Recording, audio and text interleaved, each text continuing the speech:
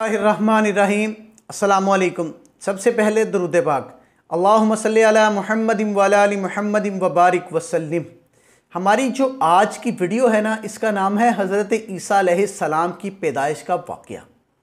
तो कोशिश करके ना वीडियो को एंड तक ज़रूर देखिएगा, इंशाअल्लाह ताला आपको बहुत मज़ा आएगा। और अगर हो सके तो हमारे यूट्यूब चैनल को सब्सक्राइब कर लें ताकि आपको रूटीन के साथ अच्छी अच्छी वीडियोज़ मिलती रहें। हज़रत ईसा अलैहिस्सलाम हज़रत बीबी मरियम के शिकम से बग़ैर बाप के पैदा हुए।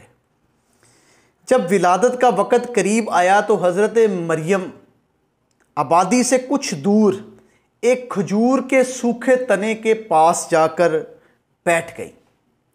अकेली थी, खजूर का सूखा तना था जिसके नीचे आपने आराम फरमाया। इसी दरख्त के नीचे हज़रत ईसा अलैहिस्सलाम की विलादत हुई।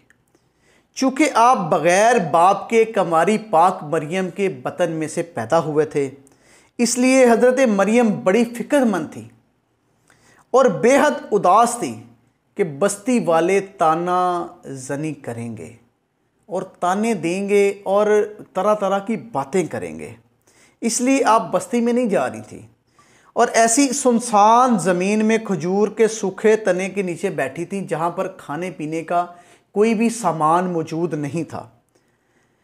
इसी सूरत हाल में हज़रत जिब्राईल अलैहिस्सलाम ज़मीन पर तशरीफ़ लाए और अपनी एड़ी यानी कि पाँव की एड़ी मारकर ज़मीन में से एक नहर जारी कर दी और अचानक खजूर का सूखा हुआ तना फल ले आया।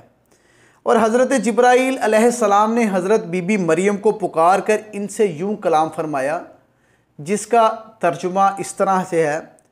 तो जिब्रील ने मरियम को इसके तले से पुकारा कि गम ना खा, बेशक तेरे रब ने तेरे लिए नहर बहा दी है और खजूर का तना पकड़कर हिला तो तुझ पर ताज़ी पकी हुई खजूरें गिरेंगी, तो तुम खाओ और पियो और आँख ठंडी रखो। यानी कि सूखे दरख्त में फल लग जाना और नहर का जारी हो जाना बिलाशुबा ये दोनों हज़रत बीबी मरियम की करामात में से हैं। यानी कि आप इससे पहले सफ़हात में पढ़ चुके हैं कि हज़रत बीबी मरियम जब बच्ची थी और बैतुल मुक़द्दस में मेहराब में इबादत करती थी तो बग़ैर किसी मेहनत के वहाँ बग़ैर मौसम के फल मिल जाते थे। यानी कि मेहनत भी नहीं करती थी और बग़ैर मौसम के फल भी उनके पास पड़े होते थे। मगर हज़रत ईसा अलैहिस्सलाम की पैदाइश के बाद पकी हुई खजूरें मिली तो ज़रूर हज़रत बीबी मरियम को, मगर अल्लाह पाक का हुक्म ये हुआ कि तुम खजूर के तने को पकड़कर हिलाओ तो फिर तुम्हें खजूरें मिलेंगी। यानी कि इससे सबक ये मिलता है कि जब तक आदमी साहिब औलाद नहीं होता ना तो इसको बिला मेहनत के रोज़ी मिल जाती है, वो कहीं ना कहीं से खा पी लेता है।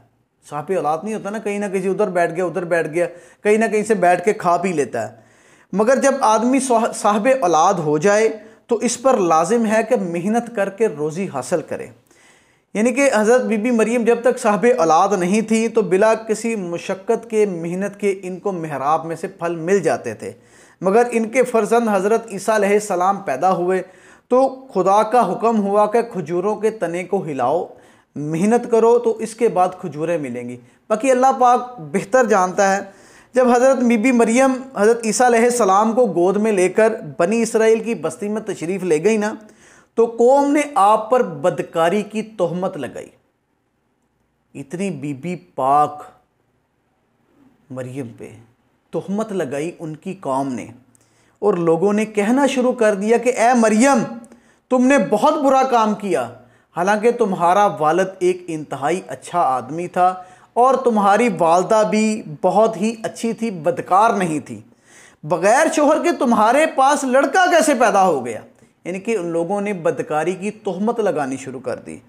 जब कौम ने बहुत ज़्यादा तानाबाजी की और बदगोई की तो हज़रत मरियम खुद तो खामोश रहीं, मगर इशारा किया कि इस बच्चे से खुद ही पूछ लो, हज़रत ईसा अलैहिस्सलाम से खुद ही पूछ लो। तो लोगों ने कहना शुरू कर दिया कि हम इस बच्चे से क्या पूछें और किस तरह गुफ्तगू करें, ये तो अभी बच्चा है जो पालने में पड़ा हुआ है। कौम का ये कलाम सुनकर हज़रत ईसा अलैहिस्सलाम ने एक छोटी सी तकरीर फरमाई जिसका ज़िक्र अल्लाह पाक ने कुरान मजीद में इस तरह किया है। हज़रत ईसा ने कहा कि अल्लाह का बंदा हूँ, इसने मुझे किताब दी और मुझे नबी बरकत वाला बनाया। मैं जहाँ भी रहूँ मुझे नमाज, रोज़ा, ज़कात की ताकीद फरमाई। जब तक मैं ज़िंदा हूँ मुझे मेरी माँ के साथ अच्छा सलूक करने वाला बनाया और रहे सलामती मुझ पर जिस दिन मैं पैदा हुआ, जिस दिन मैं मरूं और जिस दिन मैं ज़मीन से उठाया जाऊं। यानी कि हज़रत ईसा अलैहिस्सलाम का मोजज़ा है कि पैदा होते ही अच्छी ज़ुबान में, खूबसूरत ज़बान में ऐसी तकरीर फरमाई। यानी कि इस तकरीर में सबसे पहले आपने अपने आप को खुदा का बंदा कहा ताकि कोई इन्हें खुदा या खुदा का बेटा ना कह सके, क्योंकि लोग आइंदा आप पर तोहमत लगाने वाले थे और ये तोहमत अल्लाह पाक पर लगनी थी। इसलिए आपके मनसब रिसालत का यही तकाजा था कि आप अपनी वालदा पर लगाई जाने वाली तोहमत जो है ना उसको दफ़ा करते, जो अल्लाह ताला पर लगाई जाने वाली थी तोहमत उसको भी दफ़ा करते।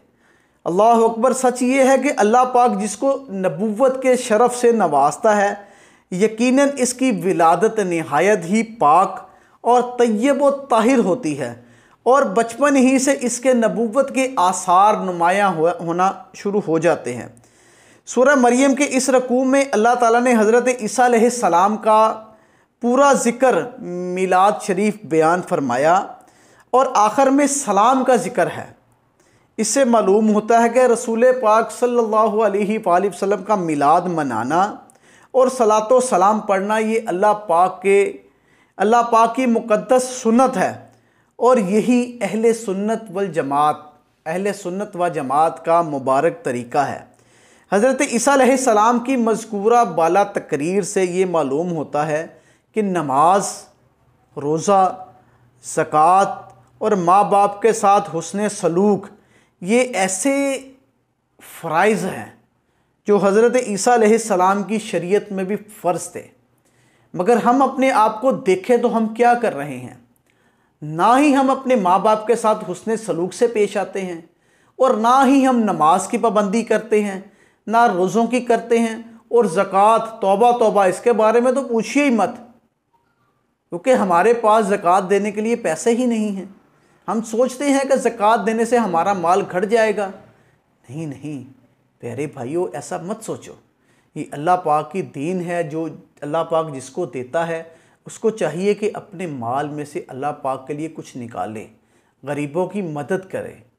दुआ फरमाइए अल्लाह पाक मुझे और आपको इस पर अमल करने की तौफीक अता फ़रमाए और 5 वक़्त की बाजमात नमाज़ पढ़ने की तौफीक अता फ़रमाए। आमीन। जज़ाकल्लाह।